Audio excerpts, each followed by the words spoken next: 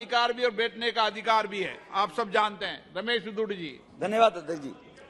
अध्यक्ष जी, जिसमें देश की अस्मिता वैभव को चोट पहचाने वाली जो मानसिकता है उसको रोकने के लिए बिल लाया गया है अध्यक्ष जी। अध्यक्ष जी, दिल्ली भारत का दर्पण है। दिल्ली के अंदर जहां भारत में सभी दुनिया के देशों के दूतावास है, सभी राज्यों के यहाँ पर भवन है, दिल्ली दुनिया भर के डेलीगेट्स जो आते हैं भारत के अंदर, वो दिल्ली के अंदर भारत को देखते हैं कि दिल्ली कैसी है तो भारत वही वैसा होगा। जहां भारत को शर्मिंदगी से बचाना है वहां इस प्रकार के बिल लाने आवश्यक होते हैं अध्यक्ष जी, जब कोई अनारकी लोक सत्ता के ऊपर बैठ जाए। अध्यक्ष जी, हम सबने बचपन में पढ़ा है, महाभारत देखिए, उस सीरियल में एक श्लोक आता है, यदा यदा ही धर्मस्य ग्लानि भर्वति भारत अभ्युत्थानम धर्मस्य तदात्मानम सर्जाम्यहम् परित्राणाय साधूनां विनाशाय च दुष्कृताम धर्म संस्थानार्थाय संभावी युगे युगे। अध्यक्ष जी, ये महाभारत में जो कहा गया है कि जब जब धरती के ऊपर अधर्म पैदा होगा तब तब मैं प्राप्त आगे आता हूं। जब जब अधर्म बढ़ता है सज्जन लोगों की रक्षा के लिए मैं आता हूं, दुष्टों के विनाश करने के लिए मैं आता हूं, धर्म की स्थापना के लिए मैं आता हूं और युग युग में हमेशा जन्म लेता हूं। ये महाभारत में कहा गया हमारे पुराण में अध्यक्ष जी। अब अध्यक्ष जी, ये बिल दिल्ली में पिछले 8 वर्ष से हो रहे अधर्मी सरकार के अधर्म को समाप्त करने के लिए लाया गया है। अध्यक्ष जी, महाभारत में एक चरित्र था जिसका नाम था दुर्योधन। आज दुखद है कि दिल्ली राज्य में भी उसी चरित्र का एक, उसी नकारात्मक मानसिकता का व्यक्ति इस दिल्ली के अंदर दुर्योधन के रूप में यहाँ पर बैठा हुआ है। सर फर्क इतना है, वो दुर्योधन लंबा चौड़ा था, ये दुर्योधन थोड़ा बौना है। सर दूसरा, उसके पास एक शकुनी था और इस बौने दुर्योधन के पास को बहुत भ्रष्टाचारी, परिवारवादी, सनातनी विरोधी ऐसे गठबंधन के लोग साथ लग गए हैं सर। इसलिए अध्यक्ष जी, राज्य के एडमिनिस्ट्रेशन और जनप्रतिनिधिगण में तालमेल की आवश्यकता होना जरूरी है। मैं सहमत हूं, अभी नेता प्रतिपक्ष ने, विपक्ष ने कहा है, दोनों को मिलकर जनता के काम, जनता की सेवा करनी चाहिए, ये बिल्कुल ठीक है अध्यक्ष जी। परंतु जब अध्यक्ष जी छलिया, अहंकारी, भ्रष्ट, कायर जनप्रतिनिधि सत्ता में बैठ जाते हैं तब जन सेवा में लगी व्यवस्था पक्ष को संरक्षित करना अति आवश्यक हो जाता है अध्यक्ष जी। अध्यक्ष जी, इस बौने दुर्योधन के चरित्र की विशेषता मैंने पहले कहा, छलिया के रूप में। अध्यक्ष जी, मैं इनकी राजनीति की यात्रा के बारे में बताता हूं, सदन को अपने आप इनका सब पता चल जाएगा सर। अध्यक्ष जी, जो मान्य सदस्य बैठे हैं, पहला चरित्र था विश्वासघात। जिन लोगों को जनमानस का एक विश्वास था, अन्ना जी जैसे लोगों को, कुमार विश्वास जैसे लोगों को, सत्ता पर बैठने के बाद उनके साथ विश्वास किया जिनके दम पर राजनीति में आया था, ये कहकर कि पढ़े लिखे लोग होने जरूरी नहीं है, अन्ना जी भले अनपढ़ है लेकिन शासन व्यवस्था बहुत बढ़िया चलाएंगे, ये पौने दुर्योधन ने बोला था अध्यक्ष जी। इसीलिए अध्यक्ष जी उनको धोखा दिया। दुर्योधन ने ऐसा ही विश्वासघात किया अपने चचेरे पांडव भाइयों के साथ, इन्होंने भी वही किया। इसीलिए अध्यक्ष जी, दुर्योधन ने भी छल कपट से सत्ता हथियाई। इनका छल कपट देखिए, दिल्ली वासियों के साथ झूठे वायदे करके कहा, इस बौने दुर्योधन ने, मैं पूरी दिल्ली में सीसीटीवी कैमरे लगाऊंगा। ये पता नहीं कांग्रेसी कहां ढूंढ रहे हैं सीसीटीवी कैमरे। मैं 500 स्कूल बनाऊंगा, पता नहीं इन्होंने कहा 500 स्कूल गिन लिए कांग्रेसियों ने। 500 स्कूल के साथ 20 कॉलेज बनाऊंगा, फ्री वाईफाई दिल्ली को दूंगा, दिल्ली को लंदन पेरिस बनाऊंगा, पेरिस बनाने के बाद हर घर में नल से जल दूंगा। इस छलिए ने छल कपट करके जन लोकपाल भ्रष्टाचार के खिलाफ लेकर आऊंगा, 2 लाख पब्लिक टॉयलेट बनाऊंगा, 30,000 बेड के नए अस्पताल बनाऊंगा। ये बताइए, दिल्ली में कोई गिनवाकर, आप दिल्ली देश की राजधानी में माने सांसद के रूप में सदस्य बैठे हुए, गिनवाकर बताएं और वो रिपोर्ट रखें कि उस छलिए ने जो कहा था वो कितना दिल्ली का विकास हुआ है। अहंकार अध्यक्ष जी, अहंकार में कृष्ण भगवान ने भी कहा था, बार बार दुर्योधन को कहा, पांडवों को 5 ग्राम दे दो, एक सुई की नोक की बराबर भी नहीं दूंगा, ये दुर्योधन ने बोला था। ये जनप्रतिनिधि की सेवा भाव से काम करना चाहिए था, लेकिन बौना दुर्योधन क्या कहता है, मैं दिल्ली का मालिक हूं, ना खाता ना बही, जो ये कहे वो सही।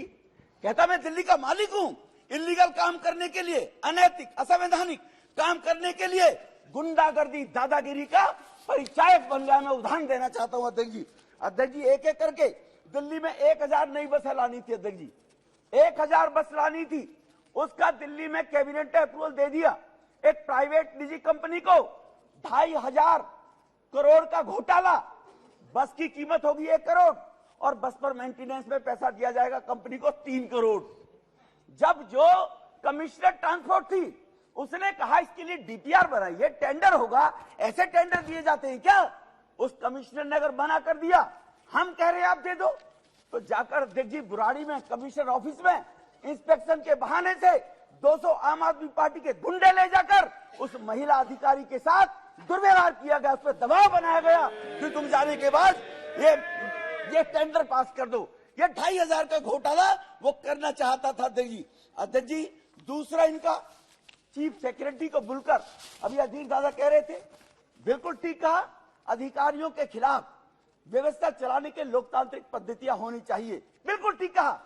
लेकिन चीफ सेक्रेटरी को कहा जो हम कहें वो करो, वरना विधायकों को बुलाकर इस देश में एक एग्जाम्पल बता दो अध्यक्ष जी 38 राज्यों में कि चीफ सेक्रेटरी को अपने दफ्तर में बुलाकर विधायकों से सार्वजनिक रूप से पिटवाया जाए, उसके साथ बदतमीजी की गई, गुंडागर्दी की गई। मैं नाम नहीं लेना चाहता अध्यक्ष जी ऐसे अधिकारियों का। इसी परेशानी से होकर दिल्ली के 8 अफसरों ने एलजी साहब को चिट्ठी लिखी, अगर आप कहो तो मैं टेबल कर दूंगा या अफसरों के नाम भी ले सकता हूं, लेकिन कहते हैं अध्यक्ष जी सदन में नाम नहीं लेने चाहिए, सदस्य के जो सदस्य नहीं है। अधिकारी, 2 अधिकारियों ने तो जो सूरबीर और मधुबर बना है उनका तो नाम लेना चाहता हूं, उनके परिवार पंजाब में रहते हैं, उनको वहां टॉर्चर करने का काम किया जा रहा है उन अधिकारियों के परिवारों को। इस प्रकार की अहंकारिता, भ्रष्टाचार में इस भौने दुर्योधन ने जनता के सामने तो कहा था भ्रष्टाचार खत्म कर दूंगा, राम राज्य लेकर आऊंगा। ये दलदल है, सोनिया चोर है, लालू चोर है, डीके शिवकुमार चोर है, शरद पवार चोर है, नीतीश मुलायम सिंह चोर है, सबको चोर भ्रष्टाचारी बताया था। इसी ने बताया सर, हमने नहीं बताया, इसी ने बताया था, हमने नहीं बताया। ये सब चोर बैठे हैं सर, एक पर केजरीवाल, और बाद में इन्हीं की झूले में झूलने लगा अकेले। इससे बड़ा छलिया क्या होगा? इन्हें जेल भेजूंगा। शीला दीक्षित के खिलाफ मेरे पास 300 पन्नों का सबूत है। मैं तो एज पर केजरीवाल बोल रहा है जी, मैं नहीं कह रहा। केजरीवाल के बयान भेजूंगा कल आपको सबको। उसके बाद इन्हीं की शीला को जेल भेज दूंगा और ये दुर्योधन जाकर उन्हीं की गोद में झूल रहा है। अध्यक्ष जी, अब मैं इसके बताता हूं, भ्रष्टाचार की सूची, लीकर स्कैम किसको नहीं पता है सर? मंत्री जेल के अंदर है। हमारा स्कैम किसको नहीं पता है सर? मंत्री जेल में है। अभी अधीर दादा कह रहे थे आपके पास ईडी है, सीबीआई है, अभी कह रहे थे उनसे एक्शन कराओ। जब उनसे एक्शन कराते हैं तो तिल मिलाते हैं, जैसे ताते तय पे बैठा दिया उछलते हो आप लोग। जब सीबीआई से एक्शन नहीं कराते हैं, कानून बदलते हैं तो कह रहे हैं आप लोग कानून रद्द करा रहे हो। एक जबान पे तो ठीक है, कहिए हाउस के अंदर कि सीबीआई ईडी ठीक काम कर रही है, हिम्मत है तो फिर दोबारा भर के कर दिखाइए। सीबीआई ईडी अपना काम करती है अध्यक्ष जी। 5000 लोगों के वो डाले थे सीबीआई ईडी ने सर, रेट डाली है। देश का 1.5 लाख करोड़ रुपया रिकवर किया है। ये 10 नेताओं के यहाँ डल गया तो सीबीआई गलत कर रही है, क्योंकि यूपीए के टाइम में लाखों करोड़ रुपया हजम किया हुआ है। डर है सीबीआई वो ना इकट्ठी कर दे, कहीं मोदी साहब ये ना कह दे वो 2.5 लाख करोड़ रुपया भी लेकर आओ, जो 12 लाख जरूर कमाने माने। अभी गृह मंत्री जी ने हवाला दिया था। सवार स्कूल रूम बनाने का, कंस्ट्रक्शन का, कमरों का घोटाला। जल बोर्ड के अंदर 8 साल तक जल बोर्ड का ऑडिट नहीं हुआ सर। जल बोर्ड आज लाखों करोड़ के घाटे में चल रहा है। ये शासन दिल्ली का चल रहा है। बिजली के अंदर बिजली कंपनियों ने दावा किया कि हमारा 26,000 करोड़ रुपया चाहिए। बिजली कंपनियों की पेमेंट नहीं हो रही। मैं वकालत नहीं कर रहा कंपनियों की, वो भी लुटेरे। लेकिन किसके नीचे? पहले शीला दीक्षित लुटेरी थी, अब ये बौना दुर्योधन लुटेरा आ गया। इसीलिए मैं आपको बताना चाहता हूं, उस 26,000 करोड़ की सर कर दो, स्पष्ट कर दो सर, उस 26,000 करोड़ की लेनदारी के लिए कंपनियां एप्टल कोर्ट में गई। एप्टल कोर्ट ने फेवर में दिया कंपनियों के लिए कि इसका पैसा लौटाए सरकार। 26,000 करोड़ का मतलब है सर, दिल्ली सरकार का बजट 68,000 करोड़ है, 1/3। क्या होगा जब ये छोड़कर बोला दुर्योधन भागेगा? उन कंपनियों के पैसे को कौन भगाएगा? ये कंपनी छोड़कर भाग गई, दिल्ली अंधेरे में हो जाएगी सर। कौन संभालेगा? प्राइवेट कंपनी है। तो उसके खिलाफ ये करोड़ों रुपए का वकील करके बोला दुर्योधन, करोड़ों रुपए का वकील करके सुप्रीम कोर्ट गया है एप्टल कोर्ट के खिलाफ कि डीटीसी का स्कैम आपके सामने है सर। पीडब्ल्यूडी के अंदर जो कहता था मुलायम सिंह यादव परिवारवादी है, लालू परिवारवादी है, अपने साडू को 10 करोड़ का ठेका विदाउट डीपीआर टेंडर के दिलवाया। साडू ने बेचारे ने शर्म के मारे आत्महत्या कर ली और उसका बेटा जेल गया। सर ये शायद देश नहीं जानता होगा इस बात को लेकर। इसलिए सर,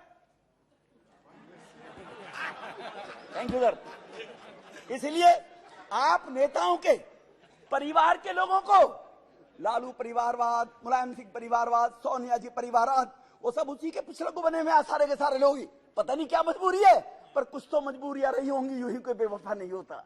इसलिए कहीं ना कहीं इनकी मजबूरियां हैं। इसलिए सर, आप नेताओं के परिवार वालों को पिछले दरवाजे से जो इनके विधायक हैं, जो इनके मिनिस्टर हैं, उन चहेतों को 437 लोगों को 2.5 लाख से 1.5 लाख रुपए, कोई ओबीसी नहीं, कोई एससी नहीं, कोई किसी प्रकार का रिजर्वेशन नहीं, 437 लोगों को सर ओबीसी रिजर्वेशन के नाम से 2000 करोड़ रुपए की बंदरबाट की, जो लेफ्टिनेंट गवर्नर साहब ने सर यहां पर प्रदर्शित नहीं कर सकता, टेबल जरूर करूंगा इनके खानदानों को, जिनको सब लोगों को 2.5 लाख से 1.5 लाख रुपए तक की नौकरी देकर इन्होंने भ्रष्टाचार कम के 2000 करोड़ रुपया बांटा जाता है। इन आम आदमी पार्टियों के विधायकों के बेटी, बेटा, बहू, मौसी, फूफी, चाची, ताई, इनको बांटा जाता है ये पैसा से। इसीलिए इस बोने दुर्योधन के बारे में जो ये अभी बोल रहे थे 2 मिनट पहले कि वो बहुत बढ़िया काम कर रहे हैं ये बंदरबाट करने का, अब आता सर कायर था, दुर्योधन कायर था सर, लड़ाई नहीं लड़ सकता था, चाले फेंकता था सुकनी के माध्यम से। दुनिया में कोई मुख्यमंत्री है, भारत में कोई मुख्यमंत्री है जिसके पास एक भी विभाग नहीं है? इसके पास विभाग कोई नहीं है, इतना कायर है, साइन कराएगा अफसरों से। अफसर क्यों साइन करेंगे जी मरने के लिए? मुख्यमंत्री क्यों नहीं करेगा? साइन कराएगा मंत्रियों से, 2 मामा जेल भेज दिए, ठीक है ना जी, उनसे साइन करवा के जी। कायर, इससे बड़ा कायर क्या होगा जी? कोई जिम्मेवारी जो आदमी नहीं लेता हो, परिवार का कोई सदस्य जिम्मेवारी से भगे, तो उससे बड़ा नालायक परिवार का मुखिया नहीं होता है क्या सर, कि परिवार की जिम्मेवारी लेने के लोग जिम्मेवार ना हो?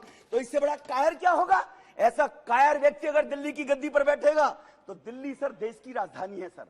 सर 2G स्पेक्ट्रम के मैच गेम वो चल रहे हैं सर, तो इसीलिए सर 2G स्पेक्ट्रम के दौरान अगर भारत की अस्मिता लुटेगी, अगर भारत की अस्मिता लुटेगी तो भारत बदनाम होगा, क्योंकि इनकी एक मंत्री विदेश में भी गई, एजुकेशन एक प्राइवेट प्रोफेसर की कॉल पर गई थी और यहां मैसेज दिया, मुझे कैम्ब्रिज ने बुलाया, यूनिवर्सिटी ने, एक प्राइवेट प्रोफेसर ने बुलाया था, और वहां जाकर कहती है इसकी मंत्री, राहुल बाबा की तरह की दिल्ली में 5000 करोड़ लोग भूखे सोते हैं, पता नहीं अफीम पंजाब से अफीम खाकर सोते हैं क्या?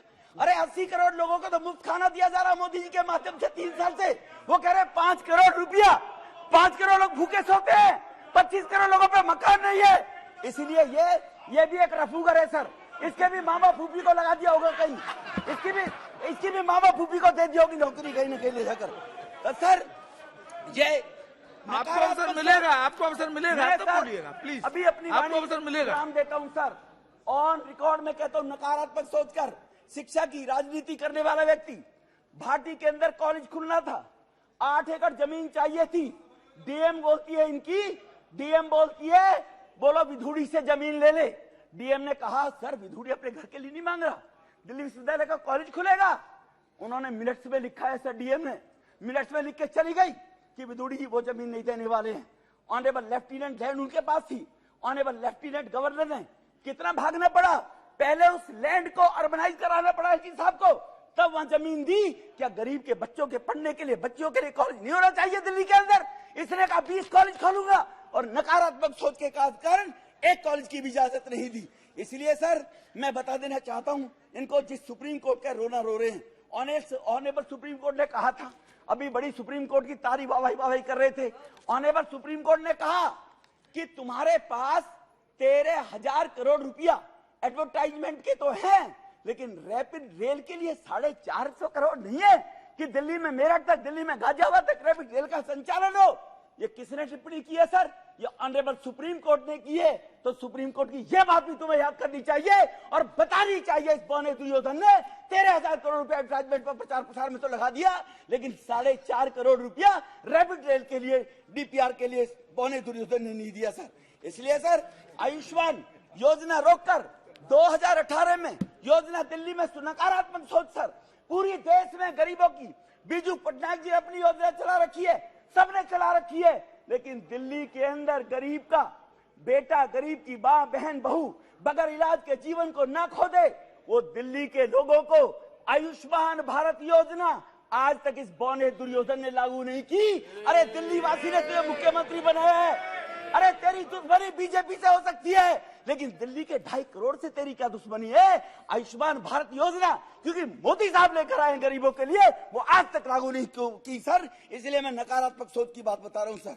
इसलिए सर मैं अपनी बात यहीं पर खत्म करने से पहले आपसे निवेदन करना चाहता हूं कि इसी बौने दुर्योधन के अंदर, थैंक यू, पानी की व्यवस्था, इसी उनके सहयोगी पानी की व्यवस्था कर रहे हैं। इसी बौने दुर्योधन ने 26 जनवरी को देश के रिपब्लिक डे पर बाहर का विदेश से डेलीगेट आता है, और यही बौना दुर्योधन 26 जनवरी को राजपथ पर धरने पर बैठ गया था सर।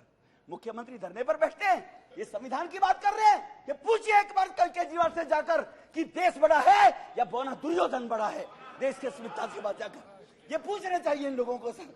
तो इसलिए 26 जनवरी को इनके लंदन में, जो मैंने पहले कहा, जो लंदन में जाकर भाषण दिया, इसलिए अध्यक्ष जी अभी अधीर दादा बोल रहे थे, इनकी बात का जवाब देना चाहता हूं कि अगर जवाहरलाल नेहरू ने बहुत अच्छा किया था, मणिपुर क्यों जल रहा था?